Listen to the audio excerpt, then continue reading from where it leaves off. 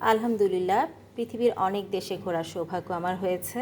তবে একটা মজার জিনিস আমি খেয়াল করেছি, সেটা হচ্ছে যে আমাদের দেশ থেকে যারা বিদেশে যান ঘুরতে, তারা আসার সময় লাগেজ ভরে সাবান, শ্যাম্পু সহ নানান রকম কসমেটিক্স ভরে ভরে আনেন।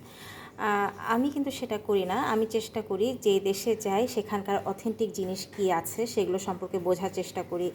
আর সেগুলো যদি হালাল হয় তো সেগুলো থেকে হয়তো কিছু নিয়ে আসার চেষ্টা করি। যেমন এটা কিন্তু আপনারা দেখতে পাচ্ছেন, এগুলো কিন্তু সব বিভিন্ন ফ্লেভারের চা পাতা। এটা একেবারেই চায়না থেকে আনা। আমরা কম বেশি সবাই জানি যে চায়ের যে উৎপত্তি সেটা কিন্তু চায়নাতেই হয়েছিল। অনেক সুন্দর না? সুভেনির হিসেবে কিন্তু খুব ভালো, অন্যকে গিফট করার জন্য ভালো। আর নিজের সংগ্রহে তো থাকেই এরকম। আমি ভীষণ পছন্দ করি কোনো এলাকার নিজস্ব প্রাচীন যে অথেন্টিক জিনিসগুলো তাদের রয়েছে।